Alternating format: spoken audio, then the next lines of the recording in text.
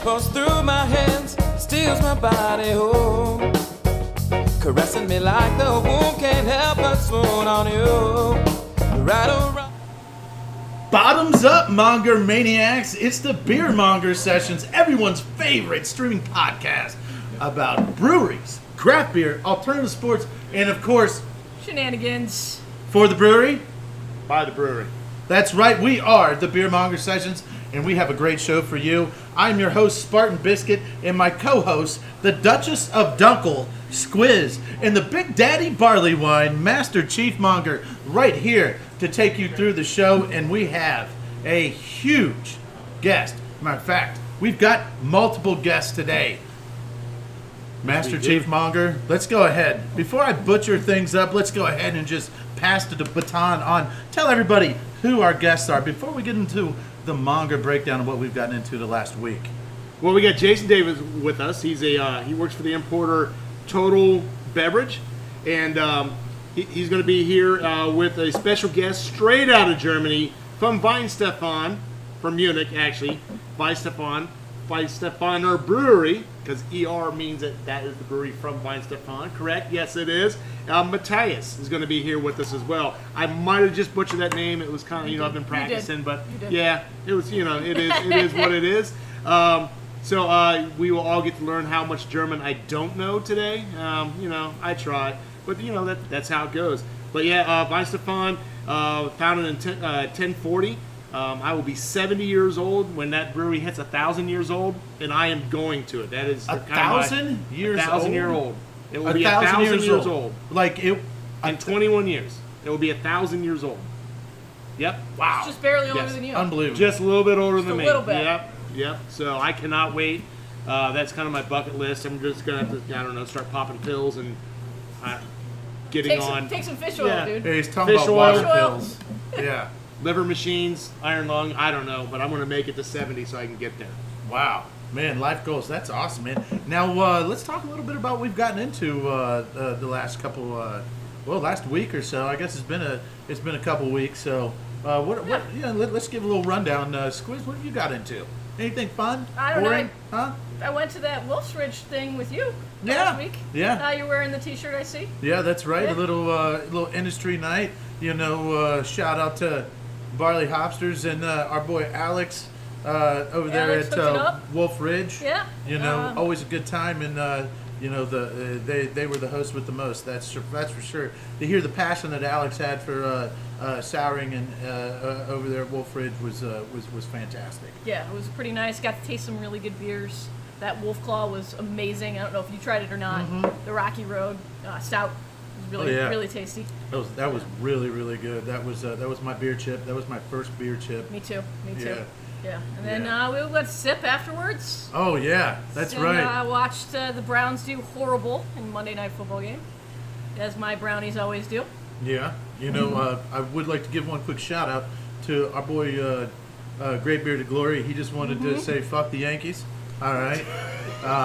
But with that being said, the beers were great there, and very hospitable. I had a nice little tequila shot. It was yummy. It's been a long time since I got down like that, and I love the outside scenery as well. So that was a really, really cool place. So I was down with that. I was definitely down with that. Also, well, I'll tell you what I got into. Let me tell you what I got into before Chief. All right, we've got some fatties here from Dank House Brewing Company. Some of these big cans. That's right. We pretty much crushed into the couch cushion, which is an 8.5% IPA. Oh, it's good too. I'm really starting to dislike the hazies, but this is one that I would drink on a regular basis. Disliking the hazies, huh? Yeah, there's a lot of people rushing to get them out. I think there's a lot of breweries that don't want to have hazies, but they do because it's the fad. So they just make really bad hazies instead of just not making a hazy. I mean, if you don't want to make it, you don't like it, don't make it. I mean, stick with your stuff. Hey, how about introducing a nice East Coast, or a West Coast, like nice clear one? I would like that as well. Don't always follow. Sometimes you guys can actually lead. Carry on. All right. Yeah, Wow. that's my All little right. rant for the day. All right, the little rant. All right. All right. For With that right being now. said, I had a fantastic time, and I'll tell you what, that goes a long way, Chief. After that, in saying that you really enjoyed the couch cushion hazy. So I'll tell you what, Delicious. Very good. all you hazy people out there, you better get your game. You better step your game up right now. All right, and get with Dank House. Now, Chief, what have you gotten into? You've been quite busy. Yeah, Spent a little bit of time out of state. My brother got a hold of me, and he's been talking to this girl up here in Columbus, and they're ready to move in. She's ready to move down to Jacksonville, so we loaded her up, and she's got a motorcycle. I loaded up mine. We went down there, and my brother. I don't talk about my older brother a whole lot, but he's a Harley mechanic, really cool dude. And so we took my bike down there and stripped the motor all the way down, rebuilt it. Yep, stripped. Stripped it down, rebuilt that whole motor, and that thing is running like a striped ape, like brand new right now. It's awesome. Right in time for winter. I love it. Just in time. Just in time. Next door. Yeah, well, you know what? Anytime that you can get down to Florida and hang out with family, you know that it's a very good time. It's going to be a good time. Yeah, it's going got to be to see a good my time. nieces down there. It was good. It was excellent. You know, to go with the little, there was a reason why I was out at Dank House as well. It was the second year birthday party out there. And the beers that they had on out there were from all over the place. Wow, nice, Squiz. Wow. There it is. You took, I took it in the face. I took it yeah, right that's in the right. face. You took one fresh fatty to the face. You never All know right. what you're going to get on this show, do you? Yeah, that's a Mango Kush Pop Fruited New England IPA. I will go. I've already had this, and I'm not going to go ahead and hold back either because this was fantastic, and I loved it. So I figured to way to round out the end of our group breakdown here, Mongers, is to go ahead and break out some beer that I brought back that Josh and Heather so kindly gifted me. Thank you so much. With that being said, let's I tell you go. what, Dank House is putting out some really fantastic beers. Yeah.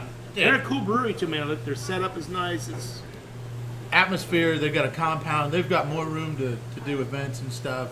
The amount of charity that they do is that is huge. I know that Josh and Heather make that to be a focal point of the business. Yeah. Is giving back, and Yeah. and let's be honest, that's what the craft beer industry is kind of about. I mean, it's Yeah. you come together and you work as a team, even though that you're on separate breweries and entities and stuff like that. So, without further ado, what do you say? Are we ready to get down? I think let's get down. Let's get down. bring in Let's our get guests. down. Yeah. All right, let's play a little bit of musical chairs. Boom, boom. All right, let's Dee, dee, dee, dee, dee, Squizzy, you dee. want to come over here? Yeah. Sure. Yeah. Let's get a little bit of musical chairs. You And, need a towel or anything? No, first? I'm set. All I'm right, You set. okay. sure? A I'm little set. bit of towel? You sure? All right. And I'll slide down. All right. Come on up, fellas. Let's go ahead and bring in our guests. All right. Jason Davis. Matthias and Jason Davis. All right. Oh, see, I got it right the second time. This takes me a little while. Turn in, Brian. Brian, scoot this way. Well, I'm just going to let them Oh, sit. yeah. Oh yeah, Jason. You know you're gonna sit right here next to me. Yes, All right. I will keep you. Come on now. Bring your fine press shirt and bring it in right in here. Let's Keep you go. on your best behavior. Yeah. Oh, come on now. You know that's not gonna happen. When does that ever happen? All right, ladies and gentlemen, Monger Maniacs out there in Monger Nation, as we get ready to go ahead and drop that pedal to the floorboard. That's right, not the left pedal, but the right pedal, because the gas is on go. So let's go ahead and turn it over to Master Chief Monger. All right. Well, I tell you what, it's really an honor having you here. I mean, it's might be the biggest guest we've had. I mean, so far to date, internationally wise, widely acclaimed. I'm sure you've been kissing babies and signing autographs while you've been here. Drinking a lot of White All the Claw. time. All the time. So what do you think? All right, so here you are. You're in the U.S. You said like 18-day trip that you're making right now. Yeah. How often do you come and do trips like this? It depends on the market, but United States normally 2 times a year. Okay. First trip is basically around the CBC, so Okay. mid-April, something like that, and second mostly it's September, October. So that's then every 2 to 3 weeks trip. So it depends, but Okay. yeah. Yeah. So, how long you been doing this? Well, actually, I'm in the business now for a few years now, but for the Weihenstephaner Brewery, I'm working now basically 1.5 years. 1.5 years. All right. So 1,000-year-old brewery. What is it that? What is the secret to being almost 1,000 years? How does an industry, any company, survive for almost 1,000 years? What's the secret that they've got that others need to kind of follow? I guess I would say it's a mix of consistency, that you're pretty aware of what you're doing and you're following that. Mm-hmm. Then I guess also some kind of German stubbornness. Okay. Yeah. Just we do that and we do it that way, and we basically make no compromises and go straight ahead and be true to yourself and just do it. And of course, the history behind the brewery is basically that it's a monastery brewery before, and then became a royal, and after this a state-owned brewery, and so the brewery also had, I would say, the luck that with a monastery in the background, and today with the state of Bavaria as our owners, we also have a very stable situation where we can produce beers, sell beers, and work this thing out. So, but I guess consistency is, the biggest secret. Because it doesn't matter in which part of your business consistency is important. I would say it's in every part important. When it comes to quality management, designing your beers, doing your business, and also consistency with your business partners. Like this year, we had, for an example, a 50-year anniversary with our importer in Italy. So 15 years in a row, we're getting the same business partner in Italy, bringing our beers there. Next year, we will have the same anniversary, also 50 years, with our importer in Austria. So also consistency and long-term relationships in business is very important value for us. That's all. That's good to hear, because a lot of times, you look at U.S. businesses and they're going with the cheapest person they can find from a year-to-year basis, and it's hard to get the consistency you're talking about. But also, you guys have the Technical University of Munich, located right there, so you get apprentice brewers coming in, right? Isn't that handing over the keys to a 1,000-year-old brewery to a 20-year-old or an 18-year-old who's just learning how to brew? Doesn't that get a little bit scary? That's I guess this is gonna be misinterpreted very often. The situation is that we are owned by the state of Bavaria and actually by the Ministry of Science. Okay. So that means we are owned by the secretary or by the Ministry of Science, and so we are cooperating very intensely with Technical University Munich, which is a state university, And with that becoming out of the monastery, the brewery became the royal or state brewery of Bavaria, and all the other parts of the monastery became a school of life sciences, which today is part of Technical University Munich. So you need to see at the Weihenstephan Hill in the middle, there's the brewery, and all around, all the buildings all around are from the School of Life Sciences. Really? And so basically the university is 20 meters from the gate of the brewery away. So we're basically surrounded by that. And so we're having this kind of cooperation since more than 150 years with the brewing school in Weihenstephan and Technical University Munich in research, in education, and also teaching. And this can be different things, but don't interpret it as that the students are brewing the beer. I studied there, so I'm a graduate from the brewing school in Weihenstephan. Okay. So you go there in practical classes, maybe, to see what you have learned in theory at the lectures. Or you're doing research projects there. For an example, I've done my bachelor thesis. I wrote about the efficiency of the bottle filling plant of the state brewery. So that's the cooperation. Or another example is that the CEO, so the director of the brewery, Mr. Schredler, he is actually a professor at the university. So he is actually a professor for economics in the brewing industry. So every brewing graduate from the brewing school needs to pass his class. So, and there are then other things, especially in research, well, with the money we earn with selling the beer, parts of it goes back to the brewery for investments and innovation projects, and parts of it goes back to the ministry or also Technical University of Munich, where we're funding research projects. One of the latest research projects we're funding is like Industry 4.0 project, an individual bottle filling, or non-alcohol beers, which is huge in Germany, and there we're funding research projects. So this is what we are doing in our basically daily business, but don't see it as the student goes there and brew the beer. So we have brewmasters for that. Okay. We have more than 30 brewers that learned their craft work in the Weihenstephan brewery or in other German breweries. And so the daily business is done by Professionals. By professionals, of Right. course. But the students can learn with those professionals next to the theoretical contents in the classes at industry scale brewery live next door.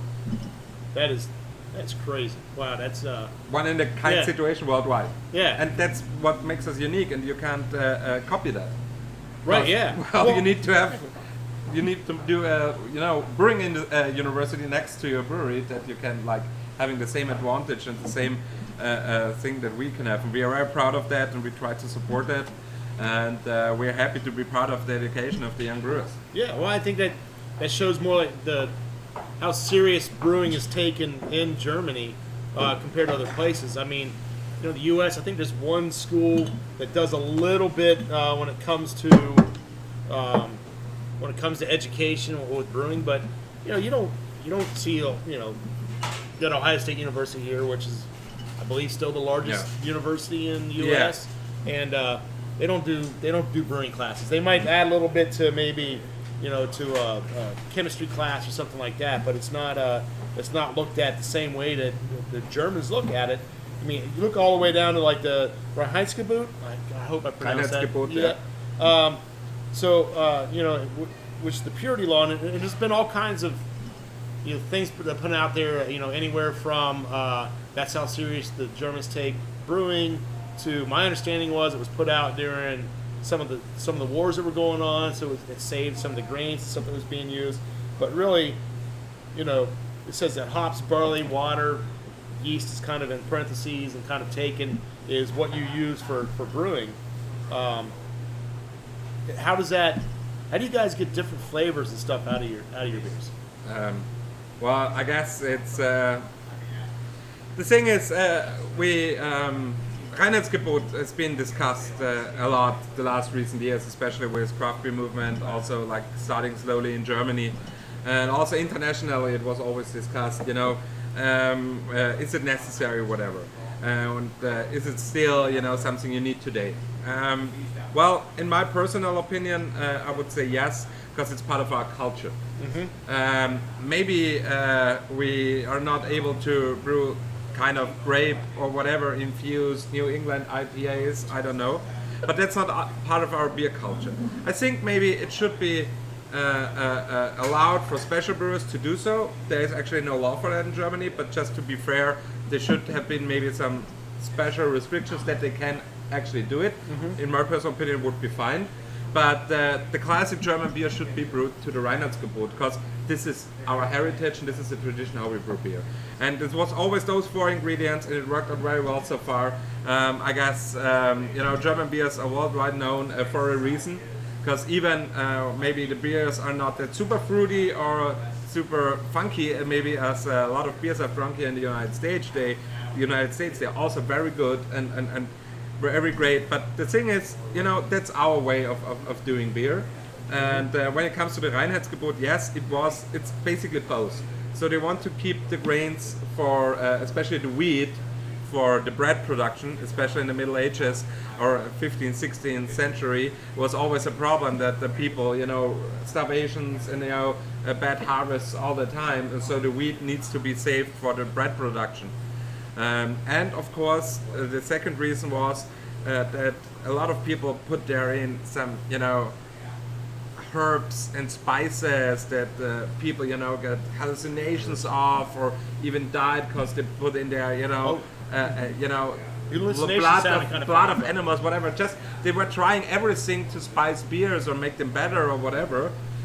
But this led to so many bad situations that they then actually said, well, let's keep to barley, hops, and water. And yeah, that's the story behind it. So it's basically both of trying to make a kind of safety food as law well. safe. Yeah, Wow, food law too. alright. But also the thing was keeping the grain or the wheat for the beer for the bread production. So it's basically both. So how is it then that you guys get away? I mean, all right, we're gonna go. This is kind of double-edged question right here. I'm gonna go with stick with the Weihenstephaner. With your wheat beers. I mean, how is that?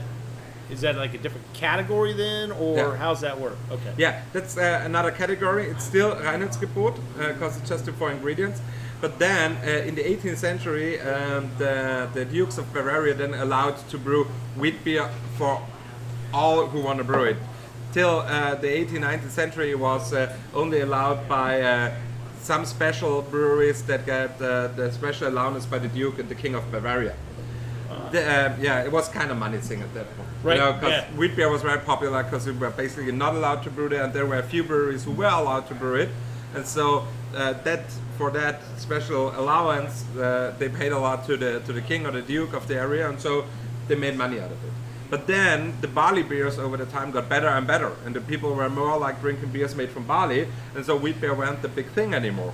And that moment where the nobility in Bavaria could not make any money more out of it, they were like super gentle to their people, and were saying, now all of you can brew wheat beer. And then when it was allowed also to brew beer with wheat again, but it's the grain like barley or wheat, hops, water, and the yeast, which was then added to the Reinheitsgebot later on, where the microscope were invented, and where the scientists found out that actually there's a microorganism that's making all the magic happens in the beer. And then they decided, well, let's add it to the Reinheitsgebot because it was already there. Nobody knew about it, dark Middle Ages. Right? Yeah. And so they said, well, it was already there, so just put it in, which I think is okay. Right. But you need to separate wheat beers and another style of beers. They're top fermented, so they are ales. And in Germany, based on the brewery law, you can brew wheat beers just top fermented. Lager beers, so like bottom fermented beers, are just allowed to brew with barley. So also in ales, you could do rye or other grains, but they had to be malted. Because actually in the Reinheitsgebot also stands malt. So no raw grains are allowed.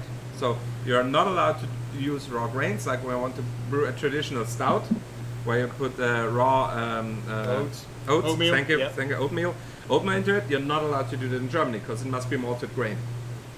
And on the other hand, when you want to do pale ale, you can do perfectly pale ale IPA. You're allowed to do that in Germany. It's no problem, as long as you keep to the 4 basic raw materials. You can also use rye malt, or I don't know the English word dinkel, but doesn't matter. You can use other grain. It must be a real grain. So no rice, no corn is allowed. It must be a real grain, but then it must be top fermented. Oh, that is interesting. I did not know that. All right. So, I was talking about Wait the a second. I got to cut in right now. I ain't Right said on. nothing in a while. Right. Master Chief Monger is blown away right now, and he's in fantasy land. He's just like he's a kid in a candy store right now. All right, carry on. Yeah. No, I really am, because this I is know. like, This is great. These are like questions I've always Dude, had. I'm sitting here always playing had around these production, questions, dude. This is and we're awesome. figuring this out.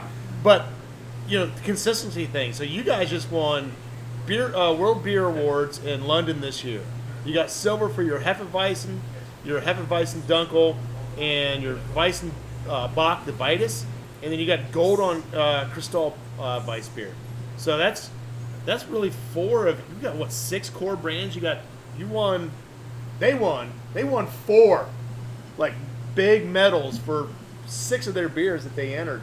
That is like, that's far out, man. I mean, that's talking about the consistency and stuff like that. So all those beers, they've been things that you've been brewing for obviously for a very long time. And your Hefe is the one that's mostly known. I got a Crystal right here, which is, Me too. Is it- It's yeah. delicious. do they filter it? What's the difference between Crystal and a Hefe? Crystal Hefe. Yeah, a lot of people think that crystal wheat beers are basically just a filtered version out of the Hefe. Just take the Hefe, filter it, and then you have the crystal.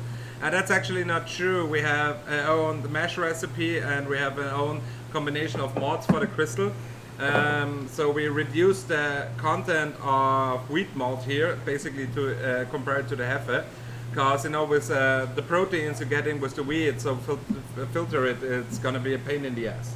So we're gonna reduce here a little bit the wheat content, but at least wheat content is above 50%, because by law in Germany a wheat beer has to be at least 50% wheat malt content. So Okay. you just only can call it a wheat beer when it's at least 50% of the malt used is wheat malt. So we do have here then about 50%, but a lower content of wheat malt than compared to the Hefe. And of course we work with a little bit more hops here, because if you put out then you filter out the proteins, the yeast, so you will lose a little bit of the aroma and also a little bit of the intensity of the hop aroma and the bitter content, and that's where we compensate this with a little bit more hop addition. So we have here like 1 or 2 IBUs more than in the Hefe, just slightly, but it's enough to compensate that. And so actually the crystal wheat beer is, another recipe in the brew house, a little bit other mashing program, so that the proteins the enzymes can work better on the proteins for better filtration afterwards. So the process is here more adapted to getting a better filtration, what we don't need at the Hefe. So actually, I don't know how other breweries are doing. I know it from a few others. They are also doing that way, that they are adapting the process for the result of the beer then. Okay. All right. So are there okay, so we got people like to eat that watch this thing too, and I like to eat. Are there I like tea too. if I sat in here and I was gonna I said I want a Crystal Weiss beer, what would you recommend as a food item to go with that? Well, it depends always. Yeah. I don't know. That was a weird one. I'm sorry. I didn't even tell you I was going to Oh ask my that. gosh, it's always so hard. It's always so hard. Because it depends always on the country you're in and what the Right. traditional cuisine is and whatever. So I could perfectly say which German dishes are good there. And also, I'm pretty familiar, I would say, also with a little bit American dishes. But also when in other countries, then they have total other, food they're gonna prepare and serve. I would say like in American food, a lot more is fried and grilled than maybe in Europe it is. Especially in Germany. So this is also impact then on how the food tastes. So Right. this is always. But when it comes to American food, I would say definitely goes very well with seafood. Like I had told Jason when I was in Boston these days, I had some clam chowder, some kind of seafood soup, which was amazing. And I would totally pair such kind of soup to the Crystal. And like last year, I had at the restaurant so kind of jambalaya. Oh, yes. Jambalaya. Yeah. This was I was Yes. eating at the front at Growler Kitchen. I don't know that the Growler cuisine. I have no clue about it that this exists. And then we went to the place and they were like, yeah, we had like Growler, the jambalaya, and I was like, what the f is that? Yeah, they explained it to me. This sounds awesome. Bring it to me, And I was eating it and I was like, oh, yeah. And then like then I was like immediately popping in, Crystal. It would be the perfect beer for that. Oh, that's So- that. I think I might do that. We've been doing. I've been getting into some Creole cooking lately. So. Oh yeah. I think that's Crystal gonna- I is think that's awesome to gonna that. happen. Yeah. Speedy. Do you guys have at the brewery? Do you have a restaurant? Yeah, we have a brewery-owned restaurant, which Okay. is directly at the brewery, next door to the brew house, where we have basically traditional Bavarian kitchen, German Bavarian food, and also then when it comes to the seasons, different foods, also traditional German, a little bit international. So we had also, which fits very well to our beers, a month at the brewery restaurant where we had some kind of Brazilian meat the the Brazilian steakhouse. Type stuff? style, some kind of that food we had. This was actually pretty good too. So but yeah, I would say 95% traditional Bavarian. So I would imagine. All right, so if I went, Thank you very much. if I go to the Weihenstephan Prost. Brewery and I go to the restaurant, Prost, and so when I order this, I should get a really delicious sauerkraut ball with this, right? Sauerkraut balls. Well, did you say that? No. Okay. No. The fun thing is, didn't yesterday set we you were up on at the anything. pub, and Jason wants to introduce me to green pepper infused sauerkraut balls, deep fried sauerkraut sauce with green Right. pepper. And I was like, oh yeah, that's interesting. I try it. Oh, a little bit spicy, but very, very good. So, and then he was like, so, and how does it, it's different to the German sauerkraut balls. There are no sauerkraut balls in Germany. No? No. No, Ah. no. And he was like blown his mind, like, so what? Yeah, the I mean, hell? so you just put seed sauerkraut, you wad it up into a ball, and you like that? No, we don't fry it, we don't make balls, we have just sauerkraut on the plate and No, eat it no as balls. a side. Just, no just balls. the crowd. No balls. No So balls. now, I got a question. What's been your favorite dish that you've had since you've been in the States? Oh, that's a tough question, because You can give me really, two because I like to eat. Actually, you know, it was like maybe 1.5 hours ago. This was amazing. We were at Pints and Pies Oh, here. nice. And we had the pies there. Mind blown. Awesome. Wow. Awesome. Wow, the one there it with- is. Wow. The one with scooter and a bacon and a chicken meat and amazing. Yeah, Amazing. chicken meat. Yeah, Man. no, it was really good. And also, yeah, you know, I'm a big seafood fan too. So when I was 2012, the first time in the States, I went to Boston because one colleague of mine I studied with worked at that time as kind of a creativity brewmaster for Sam Adams. And I visited him there. And we went down to Legal Seafoods in Boston Harbor, and I had my first lobster ever.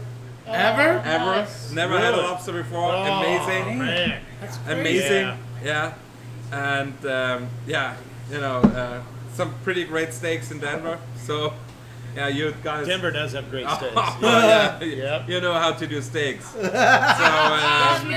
yeah. Ah, man. Hey, how much more time you got here, man? We need to hang out together. Yeah. Let's go tear shit up, man, and eat everything. Unfortunately, I'm leaving Columbus area tomorrow, but I guess Ohio is a pretty good No, state that's for us. fine. I'll have my bags packed.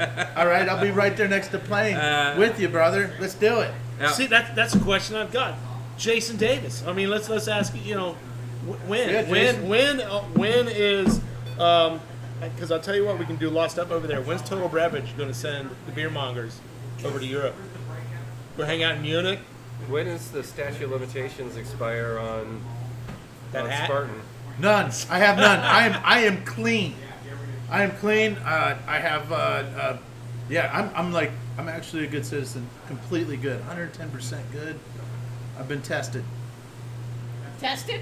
Yeah, tested. Like I've been tested. You know how they Test. they check your records and stuff like that to make sure you're a good citizen and you have good citizenship and that you're just a great damn guy. Yep, that's right. No participation medal. I was on the podium. I'm good. Let's go. Let's go. All right, Let's I go. guess tomorrow then. That's the Yeah, answer. let's go. Yes. Yep. So, Tomorrow sounds great. Be at the airport at 6 Are you a.m. going? and- Jason's not. You're not going, right? Oh yeah, Matthias and I are leaving town tomorrow. So Yeah, if you guys you are at the wish. airport You at wish 6 you were tomorrow leaving. morning, You we'll weren't leaving. we'll scoop you up and take you away. places. All I'll right, tell you I'll right do now, that. Jason Davis can't handle taking me anywhere on a super good trip like that, dude. I'll tell you that right now. No, He'll I hide can't. from me and act like he don't know me. That's what'll happen. Yeah. That's all right because I'll be hanging out with all my new friends. So, you know, you've worked all three tiers. Correct. So you familiar with like the tier system in the U.S.?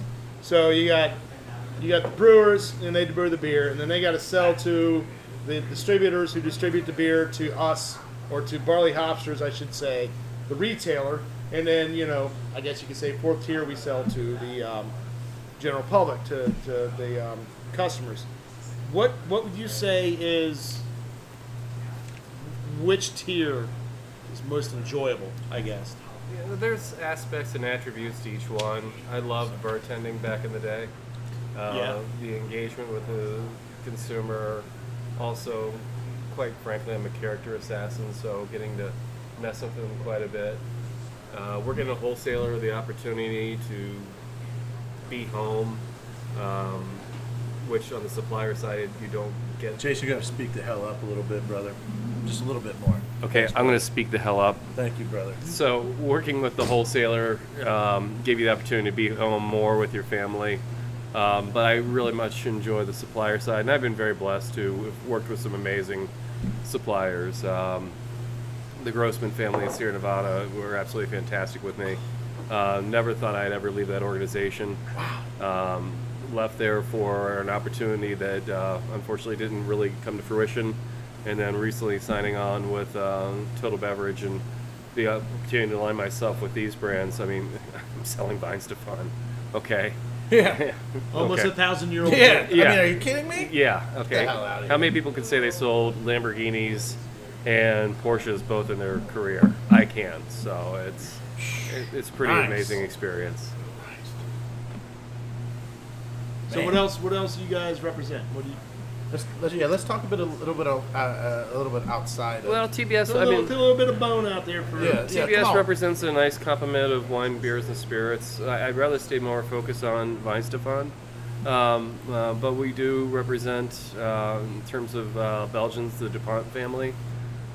We represent some amazing New Zealand wine, Kono, and then on the spirits section, Signatory Scotch. So there's a lot of really fun, dynamic brands.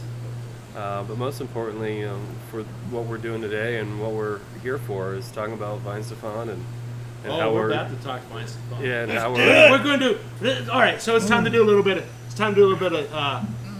I guess I'm gonna let you open this up a little bit, and I'm gonna lead into it. A little bit of trash talk, all right? So Trash there's, talk. Oh, here it So comes. there's a lot of Shit's flying. in the United States, we've got our biggest brewery brews a lager, and here we go.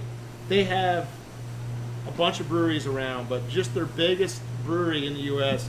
puts out 31 million or 1.2 million hectoliters, which is 31 million gallons for our U.S. audience out there, while Weihenstephan puts out 230 hectoliters or 6 million gallons. So a fifth of the size, and that big brewery has multiple breweries around the world. How is it? What have you guys ever looked at expanding? I mean, would you ever at any point move out? Good question. Yeah, actually, we're around Pretty about big place. 400,000 hectoliters, Okay. but it's basically pretty close to the limit we can produce at the Weihenstephan Hill, where the brewery is located. And just what we have before, the brewery is not in Munich. It's in Freising, the city of Freising, which is 30 kilometers north of the city center of Munich, and it's an own city.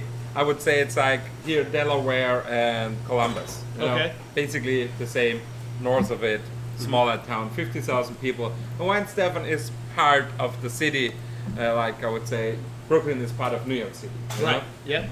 And so it's their own city part, and on the top of the hill, where you see it here in the picture, is there's the brewery and the university, and beautiful in the forest of the Weihenstephan Hill. And there we are brewing beer since the monastery was founded. So the monastery was founded in the 8th century, 765, by Saint Corbinian and 12 of his following monks. It's a Benedictine monastery.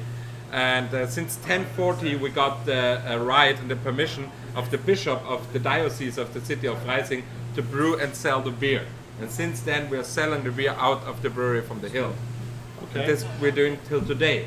So when we show tourists around, people around, to say, well, here are the old cellars, the monk stick, where we're still maturing our beers.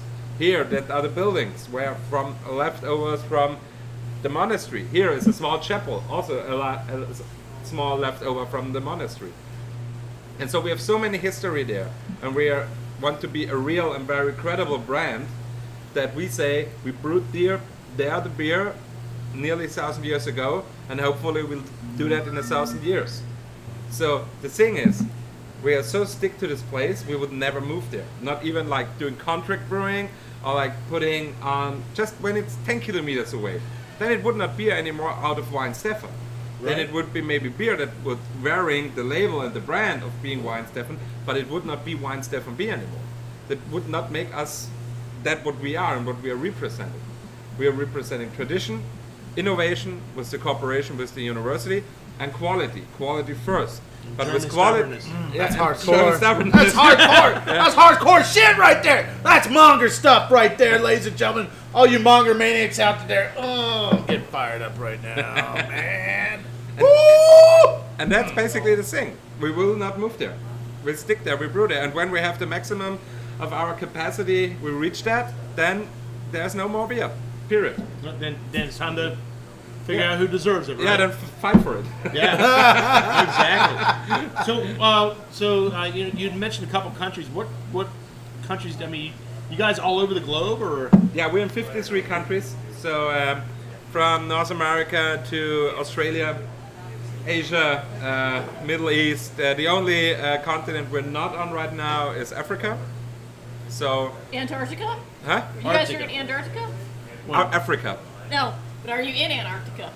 Antarctica. Oh, well, I guess not. No. Yeah, no one is. Okay. Squiz, there ain't nobody No. in freaking Antarctica. Who the hell is Antarctica? Penguin and maybe Like a 3 seal. freaking polar There's bears. exploratory stations there. I don't know. Maybe they've sent Yeah. beer there for the scientists. Scientists probably like to drink in their downtime, right? Yeah, That would be okay, yeah. They do. But yeah, we're 53 countries and very export orientated. So 65% of our volume we are bringing internationally. So just not even 1/3 of our production is being sold nationally at the German market. So we're pretty focused on bringing our beer into the world. So because of your reach and how far you go and how many places you are you guys pretty much brewing 24/7? Well, All night yeah, long. when it comes to the brew house, yes. So we start Monday 3 in the morning, starting up with the milling, the wort for the first batch, and then shutting down the brew house Friday in the evening about 6 p.m. After cleaning. So the brew house runs 24/7, but cellar department, packaging department, 2 shifts from the morning to the evening, but not 24/7. Wow. You gotta make a lot of beer. Yeah. You're Now, constantly brewing. is there? I know this sounds weird. Is there a hotel on the campus of the brewery? Well, it's pretty close to the campus. It's like 5-minute walk. Okay. So it's not directly right at the brewery or the campus, but there are a few hotels pretty close to Weihenstephan and the campus. Of course, the university is there, so there are a lot of conferences and meetings, and so there's some infrastructure of accommodation close to the brewery because of a lot of scientific stuff that's going on in Weihenstephan. Right. too. Yeah. So, all right. So Jason did say share something with me. What's your opinion? All right. So there's a new craze hitting the U.S. right now. Oh shit! Oh shit! White Hey, are we about Truly, the fruit flavored. Yeah. What were they? Hard seltzer. Hard sodas. Hard Hard seltzers, seltzers. yeah. I did get to see the video, and at the end, I think you pretty much summed up my reaction to those. Although I will tell you, Great Beer to Glory is killing. Where'd he go? Great Beer to Glory is down with the law because it drinks nothing but the White claw. Claws right now. Okay. Yeah. So. But it's a hot seltzer too. Back there with Tanker Yeah, Todd. it is. It's, Okay. yeah, that might have been what I think that might have been what you drank. Was that what he had? That What was did- a which White one did he Claw have? Black cherry. White Claw. Oh, Yes, the White Claw. So, please just educate us. you guys planning on making a seltzer? Yeah, you're gonna do a seltzer sip? Well, actually, I personally don't understand the product at all. But Oh, fuck yes, this is I don't know, sparkling water with flavor and then alcohol in it. I don't know that's German thinking about how to enjoy a drink. So I would say in our culture, people would not. We have like this, Smirnoff Ice thing going on, but then a lot of young people were drinking it, and so they made some very hard laws in Germany on producing such kind of a beverage because you're not tasting the alcohol, and it can be kind of dangerous for we are allowed to start drinking beer or wine with 16 in Germany. So there was, because you don't taste the alcohol, and then it's an alcoholic beverage at all. So they made pretty hard laws on producing and distributing it in Germany. So I would say that hard seltzer would also fell into that kind of restrictions we have. But I guess Germans are not people that are used to, or I don't know, traditionally would drink something like that. I had it yesterday. Sweet flavors. It's like mineral water, you know, or like club soda, just with a kind of flavor. But I don't know. Sorry, just my personal opinion, but I don't want to get wasted through such a beverage. That's freaking awesome. Yeah, because it's just artificial love this flavor shit. and it's just watery artificial flavor. Okay, it kicks you out. And then there was on the there were like 3 grams of carb and 170 calories. Okay, fine, that's less than a beer, but actually the beer has a half or a pint of crystal has 210 calories. So that's not that much less of it. And this is a total natural, fermented, with natural ingredients, brewed by the Reinheitsgebot beverage. Just take the 40 more calories and enjoy a real natural beverage and not something like this. That's my personal opinion on it. But on the other hand, and this is what I always think, you know, last time I checked, Germany or the United States were a free country, so people can drink and eat whatever the fuck they want, you know? Yeah! We get Monger up in here now. If there is a market for this, then people want it. So the market does not lie. And but hopefully the people will go back from that, in my personal opinion, going back from that and more to beer again, because I think it's the better beverage and the more natural one. I honestly have never strayed from beer. I will dabble in the liquor department every once in a while. Maybe some wine, Scotch. some scotch. Scotch, you squiz. Beer is my thing. All right. So I somehow you mentioned 16. So next year I will be in Munich. Yeah.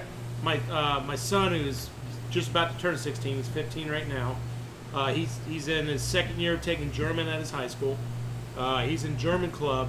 So every 2 years they go to Germany and they go to Munich. So they're planning right now their next trip. Do you see bringing a bunch of U.S. high school kids, which I mean, there's no way they're going to let them drink alcohol because we're still U.S. citizens going over there. They'll be designated drivers. But yeah, right. But would there be a good case for them to still visit, especially considering the technical university that's outside of the brewery? Yeah, definitely. Why not? So so they can also drink beer there when they're 16. So Right, yeah, but the high school high school's not going to have. okay, they go with the school I'll be there. that shit, Yeah, bro. okay, yeah. Yeah, so, no, yeah. they're still going to. Well, Abide. there can be tours booked at the brewery, so where we also do English tours for international visitors, and there you can also book tours with no tasting after this, so it's also suitable for school classes or minors. But also there can be booked some tours at the university and or through the city, so this is actually no problem. Actually, next to Munich, Freising is one of the oldest cities in the whole Alpine region of Bavaria. It's very historic, has a cathedral where the first buildings of the cathedral came also out from the 7th century. And so it's actually always a good idea doing a day trip to Freising and Weihenstephan, of course. I mean, it's just incredible, 7th century. I mean, Yeah. you look at some of the buildings down here, like right after like World War II, they came back and everything had to be steel. And they had gargoyles on buildings and stuff, and they sliced all those things off to put fake steel facades on it. And you're talking about 7th century buildings that you can just go and walk around and are still functional, right? Yeah, So, yeah. So, you know how a church can be functional, you know. But on that part, you need to see there's a lot of history, of course, in Europe, all over Europe, Germany, Austria, France. Doesn't matter where you go, you will find that basically anywhere. But on the other hand, you know, you always see that when you go to other places, what you don't have at home. Right, You see like yes. that. When I came here, I see here open-mindedness when it comes to beer that you would never find in Germany. Right. Like the people are approaching beer, how actually also, I've seen this now all the years I've been here in the United States, how the people get more and more educated when it comes to beer, get psyched about it, really celebrating it. You know, in Germany it's like just more, well, yeah, I'm Bavarian and I'm drinking beer every year, the same beer, every day the same beer, and I don't try something new. Because I like this, it tastes good, and that's it. Yeah. So what? That's okay. Right. But on the other hand, what about being just try something new, try another brand, try another style? So I really like New England IPAs. It's Okay. just maybe one glass because I don't think they have a big drinkability. So I would not hang the whole evening there and have them. There I would have a Crystal or the Fest beer or the Helles that are more the beers to have a session with. But actually, I like the approach of the beer, the haziness, the fruitiness, the interpretation it can have. Yeah. And I really appreciate that here in the United States. And actually, the craft beer movement helped us a lot of increasing our business here. Because the people get more educated about beer. The people are caring more about beer, and they're caring more about quality. And that's it. Consistency and quality. We're brewing more than 1,800 batches a year. More than half of it is Hefeweizen. And when you're doing 900 batches of Hefeweizen a year, you need to have consistent quality, and everyone tastes the same. Wow. And I guess through the whole craft beer movement, the people getting attention to beer and more love for beer, I guess also that they value that we're bringing a constant quality here, especially when it comes to styles like Hefeweizen or our lager.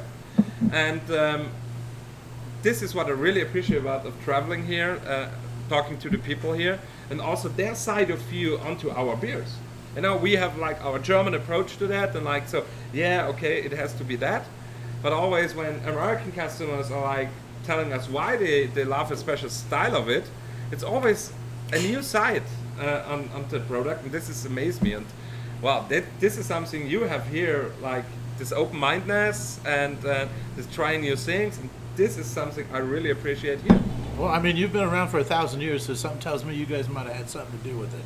Yeah. You know what I'm saying? Yeah. You know, and I'm sitting over here. I wish I had a whole lot. Normally I'm the one bumping my gums a lot. Normally I got to be, pulled back. But just sitting back here, listening to you guys talk, and throwing some things in, it truly is amazing. So when you go back home, what's the first beer you're going to reach for when you go back home? I guess Something that maybe it didn't rate up to what you thought it was going to be when you came to the States. Yeah. What beer are you looking forward to when you get off the plane back home? actually, I would say, those trips are at some point very exhausting. Yeah. So long days, long nights, less of sleep, basically drinking beer every day. And don't mean just I'm a brewing engineer working in a brewery that I drink beer every day. Engineer. I always try to having some days off beer so that you value the product at some point again. And actually, I would say when I come home after such a trip, I would go home, I would go meet my friends and have actually non-alcoholic. I don't want to drink a soda or water, so I drink non-alcoholic beers. You We guys have a are doing non-alcoholic it. Hefe. Yeah, that's, Yeah, we just brought it to the US. And I really enjoy also at some points a non-alcoholic beer. Today at lunch we had it, because Pints and Pies carries it. And it's actually at that point where you not want to drink an alcohol. You have situations, or you have days, or you want to do dry January or whatever. That's not a bad thing. But at the end, we also want to have that people drink a beer, than a non-alcoholic beer. But rather than having water or Pepsi or whatever, you know. And so I would say after those trips, I need some 3 or 4 days off beer. let the body. Getting saddled over the jet lag, and so then I would basically drink a non-alcoholic Hefe. Yeah. That is something that Barley Hopsters will be bringing in is that You we should do do. have a small selection of NA beers, non-alcoholic beers, and that is definitely something that we need to bring in because we're always looking for really good ones. Honestly, Non-A's move very well here. yeah, They move like very well. the best one that I've had, oddly enough, is Labatt.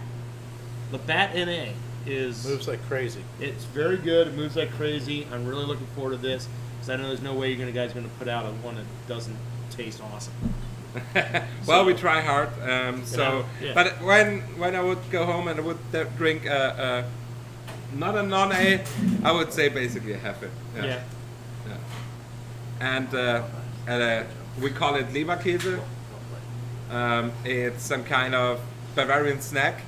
It's kind of not really a meatloaf, some kind of.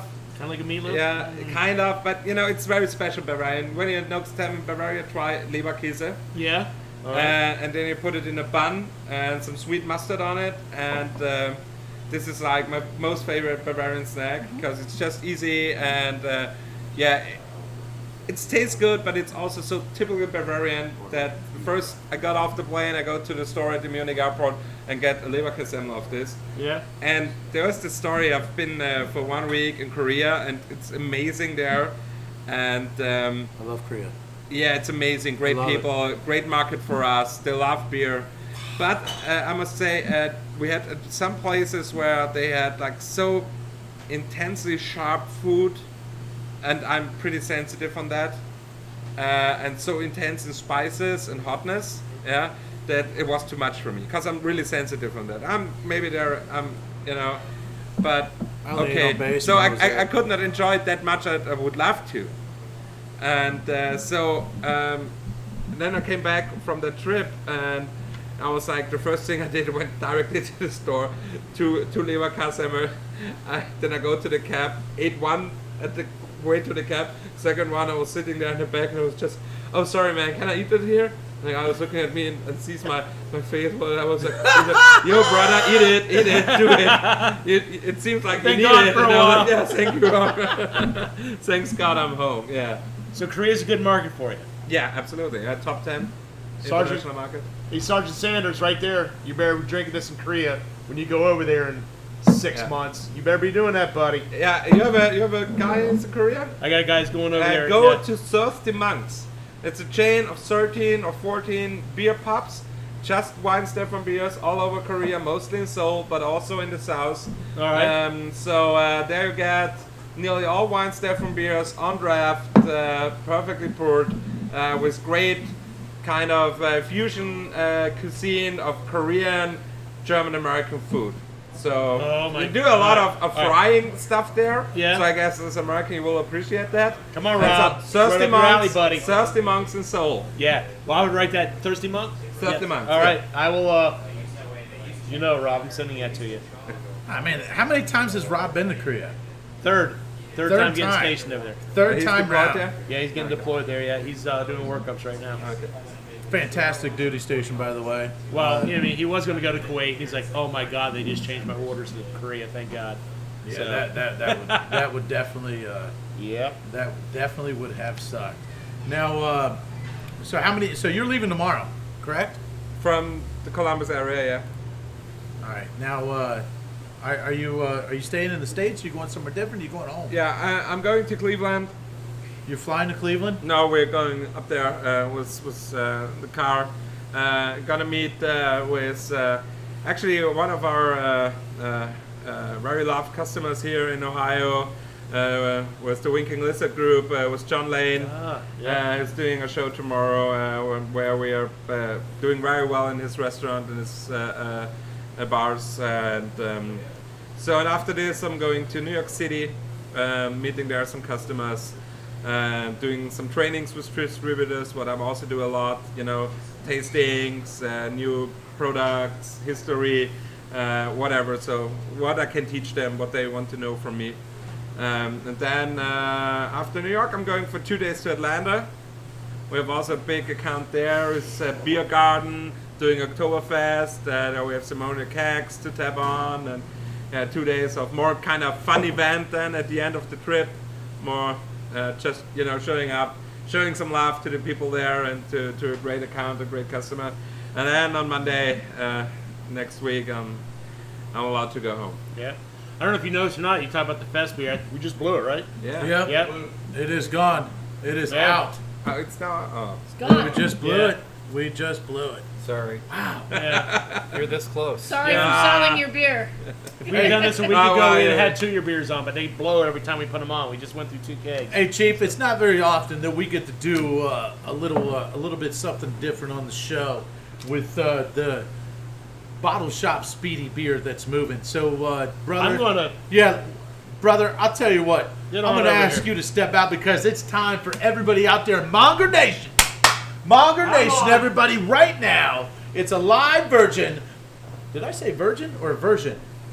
I don't know, man. Woo! That was a little close on there. But anyway, Speedy is no virgin to the Barley Hopsters. Speedy beer, you go. that's moved, that's right. Scoot in, tight my ZZ Top. Macho Man fan, that's right. Speedy is here. He is here. He is not in picture. He is not He's in not technical fake. He's form. real. Yes, Look. this Real. is not a Real. mirage. That is I the do real exist. man. That's right. And he is representing all the bottle shops in Monger Nation, in Monger Universe, right here. So, Speedy, tell us, what is the Barley Hopsters Speedy beer that moves? Well, I'm going to have to go with the Masthead from Cleveland, Ohio. It is the wet work. It is the double hop, double IPA. It is fantastic. It It's has pretty tasty. Oh my God, it's so smooth. It is a beautiful beer. What's the ABV on that bad boy? Oh, like you 9, just isn't had it? to really ask me something really quick. And I have to put my glasses on. And there he is. The beard is in the way, ladies and gentlemen. help it. That's right. Can't The help it. Dutt Buster himself, or the Butt Duster, Oh. whatever. And it actually does Eight. not. Oh, there it is. Look at this guy. See, he knows what he's doing. He can see. Speedy, 1,000-year-old Speedy brewery's just gonna can't figure this see, out. ladies and gentlemen. 8%. 8%. It is moving fast. If you want some, get it quick. Don't know if we'll have any more left for you, so get it. Is that rice in your beard? I don't think so. Okay. I don't think so. Just checking. I'm just saving some stuff for later. Well, I get it. I'll tell you what, that beard's got 20 years of freaking rocking and rolling. Oh yeah. I don't know where the hell your beard went at, Jason. I don't know where it went. Don't know where it went. Not where his went. All right, now, Speedy, how many beers does Barley Hopsters have right now of this particular one? Or is it time to order? We actually still have like a case left. Oh, okay, so that means you definitely took care of business, got a little extra. Got a little extra. Got a little extra on this. But it, like I said, it's moving fast. Actually shot out of here a little bit today, so Packaging has not been, hasn't been around very long, correct? No, This no. is new. It's very new, and it's not very easy to get. But I mean, I would imagine that they are now starting to stream their packaging towards our area. So I would just say, get it while you can, because it might not be around. There it is. Ladies and gentlemen, Monger Maniacs and Monger Nation, that is your Barley Hopsters Bottle Shop Speedy Beer. That moves. All right, thank you so much, Speedy, Yes, for coming sir. on the show. All right, let's go ahead and send Master Chief Monger back over when you see him. All right, all right.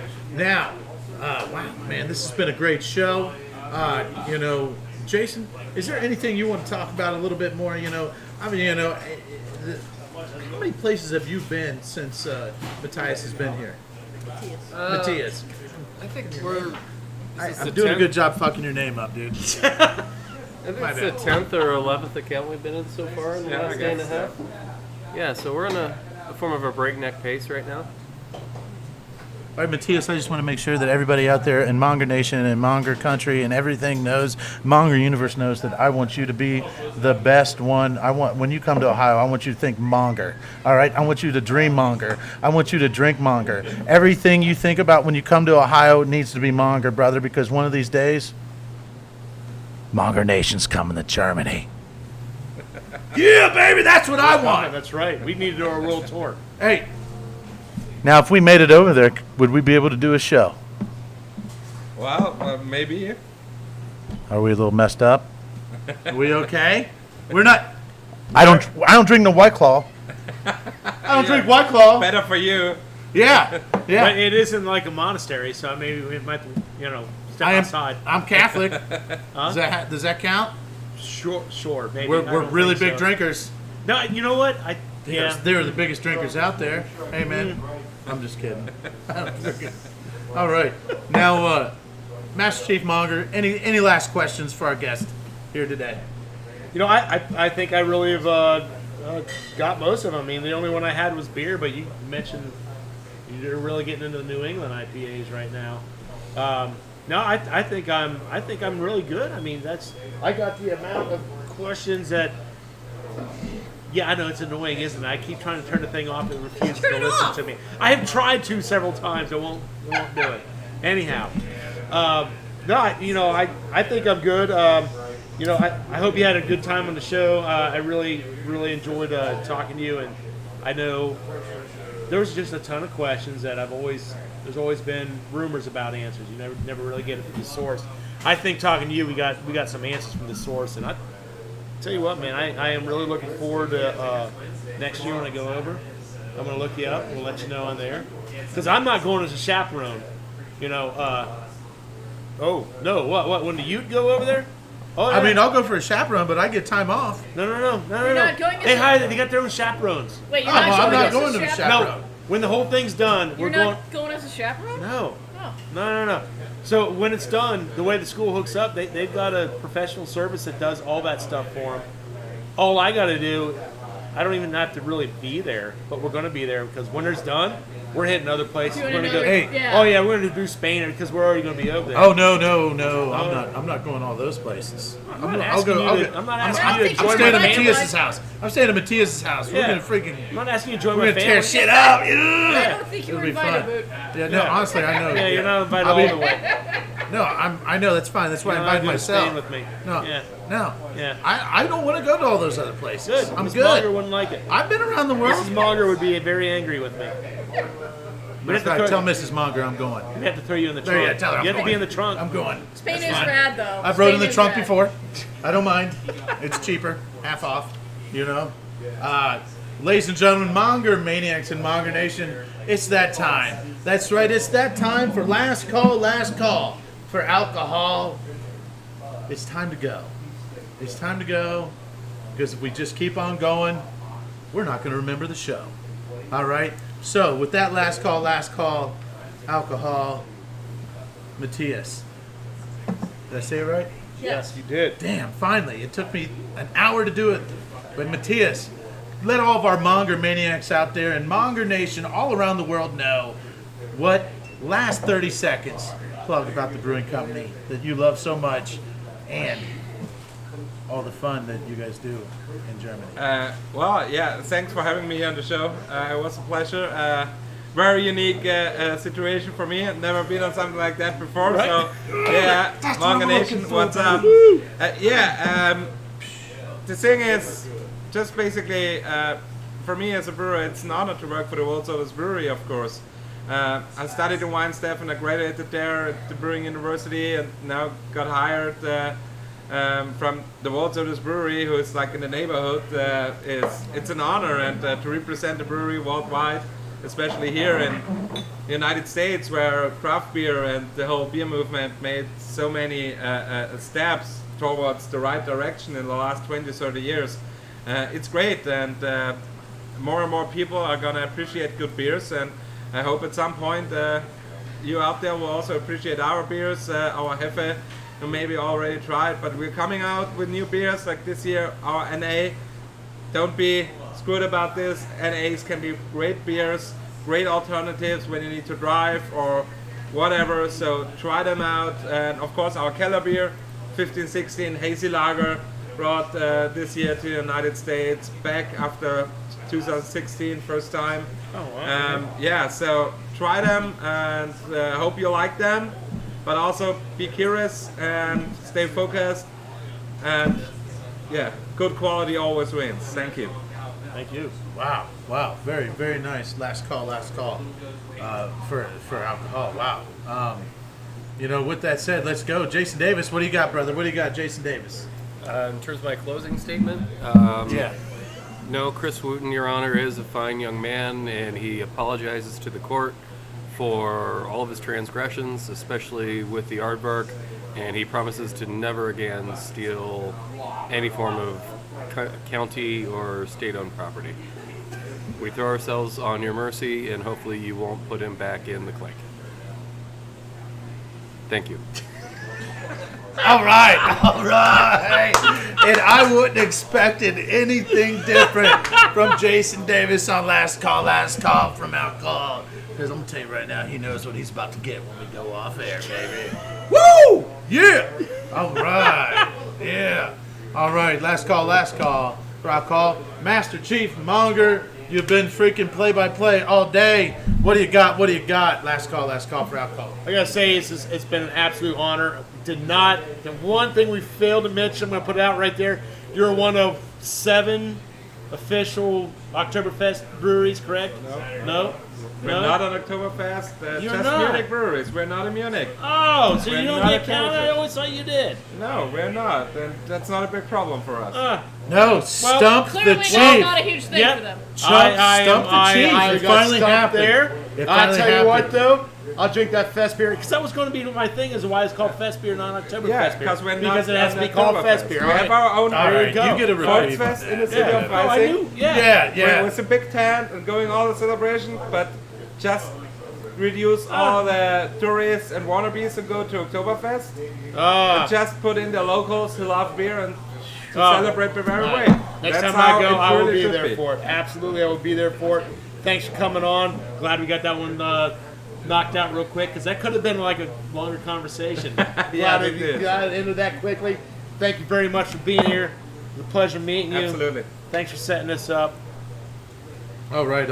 I said And my piece. There it is. Last call for Alcohol. Squiz, and I know where this is going, my sister. What do we got to say? Last call. You know I always use my last calls to give thank yous, and I'm going to first give my thank you to Jason for bringing Matthias in. It proves the fact that once more, all cool German guys are named Matthias. I also want to give a shout out to all of those social media craft beer groups that lets us share our show into it, including but not limited to Columbus Craft Beer Consortium, Springfield Beer Geeks, Beer Label Society, Craft Brew Junkies, and our beer enthusiasts. You all know who you are. Thank you for your support. We couldn't do it without you. Appreciate it. All right. Thank you, Squiz. Just as usual, always giving the shout-outs to all of our supporters out there. All right, so real quick before I break into my last call for Alcohol, anybody out there in the stands, in the crowd, do you have any questions for Matthias at this time? Anybody? Go ahead. So, obviously you got almost 1,000 years of history in that brewery. You probably learned a few things along the way. What would you tell somebody starting out, just getting into professional brewing, like starting a new brewery? My personal advice would be just not focus on being like super weird creativity and putting out beers every 2 weeks, a new style. Focus on one style and make it to a flagship.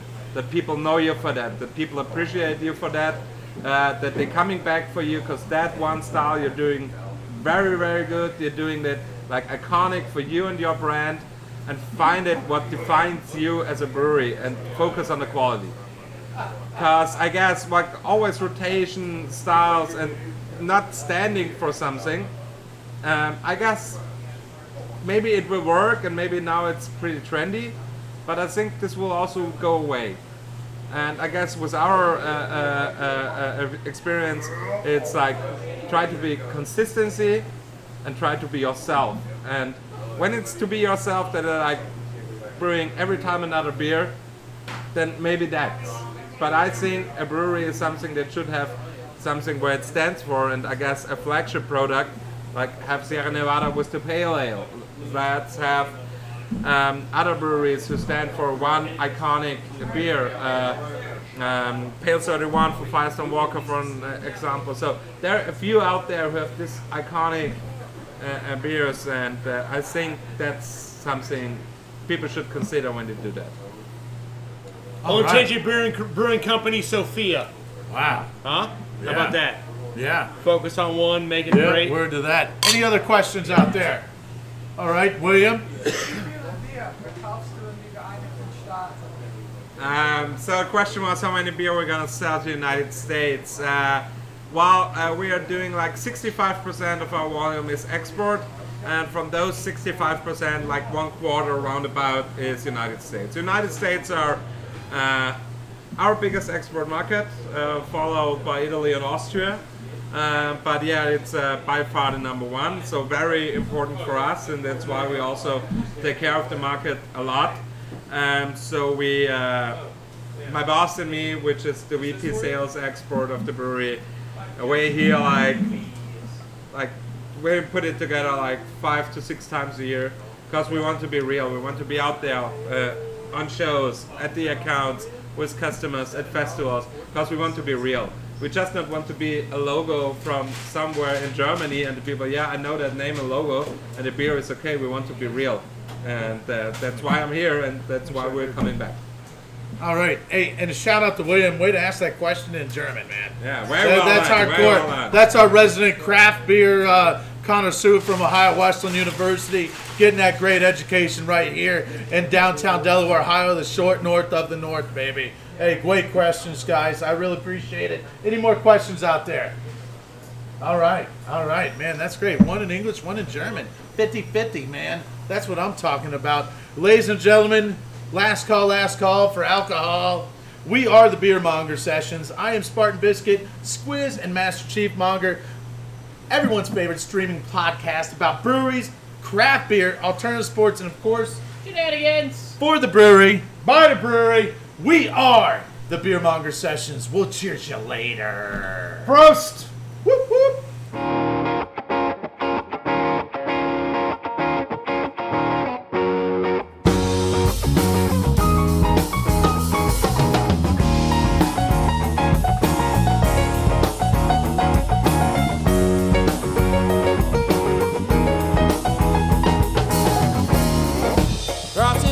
And picture frames are holding on to my heart. Who's pointing and laughing at me, saying, can't you see it's on you?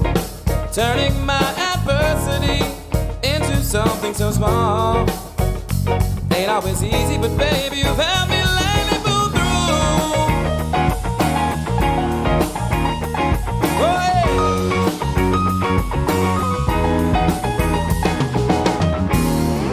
Wandering with needful things, picking on my brain. You see my guilty face, but it don't replace the truth. Writing all those numbers down, crying it to the bone. They questioning who, what, where, but it don't compare to you. You got me sitting on my hands, so I just want to scotch an ocean blue with you.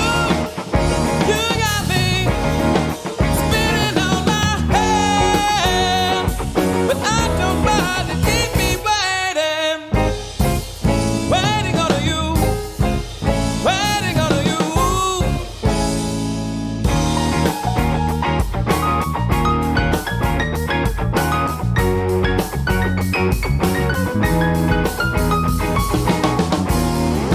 Touch of sand pours through my hands, steals my body whole, caressing me like the wound can't help but swoon on you.